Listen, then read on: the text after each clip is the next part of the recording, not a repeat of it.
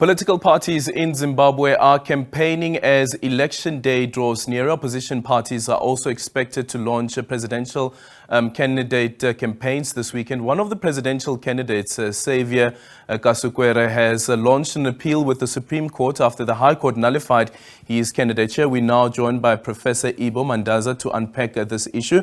Professor Mandaza, thank you so much for making time for us. First of all, let's start off here. How would you characterize the campaigning environment in Zimbabwe ahead of the elections on August the 23rd? It's very untidy, extremely untidy. So much so that one wonders whether we'll get to election day. Significantly, the opposition has been frustrated, particularly in the rural areas, from campaigning, let alone fielding their candidates. So it's very untidy, perhaps the most untidy pre-election phase we've had so far in Zimbabwe. Mm-hmm.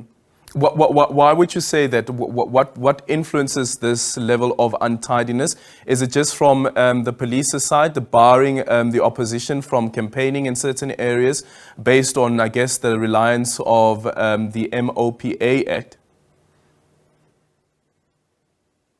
There's a pervasive air of desperation on the part of the ruling party and the presidential candidate in particular.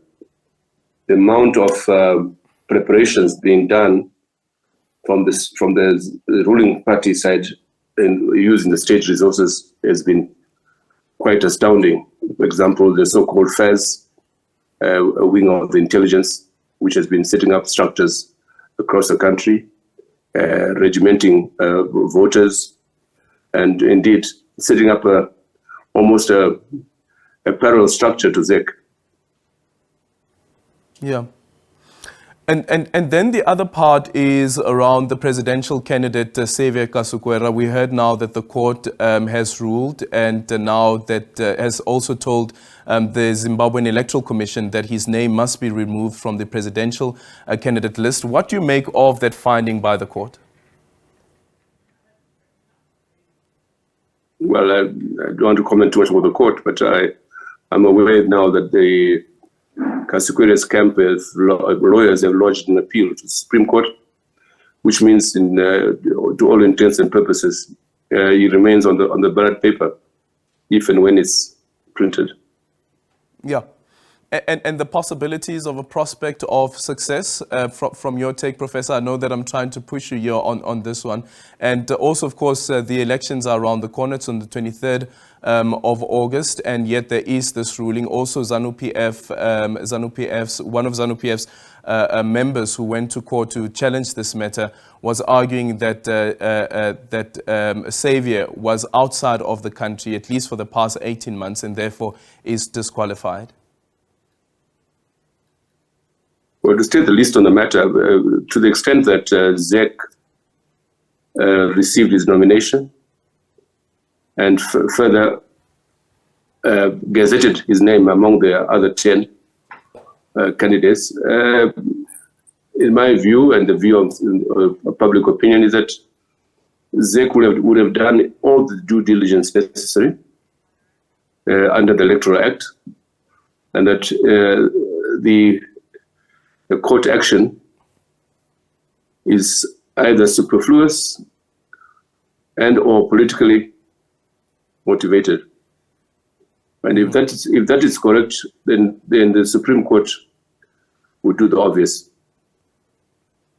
And furthermore, the observations we have made is that the powers that be know very clearly that there is nothing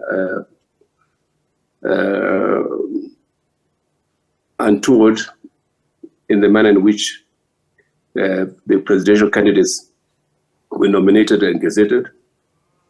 But in the case of Kasukuwere, I think they just want to delay his campaign on the ground. No. And indeed, the Supreme Court hearing is likely to be very, very belated in keeping with that strategy of ensuring that it doesn't get on the ground. What threat does he pose? This is now Saviour, considering that he was part of the G40, also a former minister in Zimbabwe, to the presidential campaign and the quest of Emmerson Mnangagwa to be re-elected. Some even saying that it seems as though that the focus of ZANU-PF is on Saviour instead of Nelson Chamisa. Yes, that's a very good question. I think it has to do with the factionalism in ZANU-PF, the factionalism which burst out with the coup in November 2017. And therefore, Kasukuwere will be seen as belonging to the faction that lost during the coup. And that faction has a lot of supporters across the country. So that in many respects, Kasukuwere's entry into the race would, in the first instance, split the vote for the presidential vote. Seriously, it would. At least that's the indications we're getting from the ground ever since Kasukuwere announced his candidature. And more so when the court ruled as it did a few days ago. The reaction was one of anger among many ZANU-PF supporters. So it's really an internal issue to ZANU-PF more than anything else. Although I would add that many of those who would have voted, many of those ZANU supporters at least, would have voted for Chamisa instead of voting for Mnangagwa, might now find that it's more suitable and appropriate to vote for Kasukuwere. Yeah.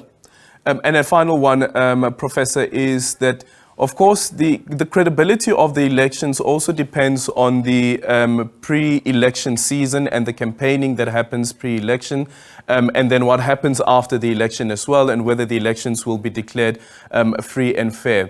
From where you are sitting currently, do you think that the environment is conducive to have an election being declared free and fair, at least from the pre-election season? We know that there is a post-election season that comes, and remember what happened back in 2018 after the elections and the people who died after the police opened fire as well as law enforcement on them. Well, to begin with, Surplus Trust and Rao did a pre-election audit to assess whether the elections themselves would be free, fair, and credible. The audit registered a very negative verdict on the elections, and this is just a month ago. Now, with what has been going on, the frustration of the opposition to campaign, the attempts to frustrate some of the candidates, presidential candidates, for example, Kasukuwere, the violence, there's a violence report coming out soon, and one came out yesterday from the Human Rights Commission, indicate, in my view, that it is futile to hold the election, in my view. If I were in the position of the opposition, I would simply pull out of the election on the grounds that the elections will not and can't be free, fair, and credible. But clearly, even on the basis of our audit, the opposition to C insisted that, notwithstanding all the limitations, all the difficulties associated with the poll, for example, the delimitation report, the failure to publish the voters' roll, all these prerequisites for a free, fair, and credible election, they were prepared to go ahead. The question is, will they persist for the remaining weeks, given the intensification of the pushback by ZANU-PF and the state? It's yet to be seen. Yeah. It's yet to be seen. Thank you so much for your time, Professor Ibbo Mandaza there on the election season in Zimbabwe. Remember that they'll be going to the elections on the 23rd of August. And the former Zimbabwe Minister, Saviour Kasukuwere, is expected to engage members of the media today in Johannesburg on the court decision that has been taken. But as you've just heard as well, that he has filed an appeal.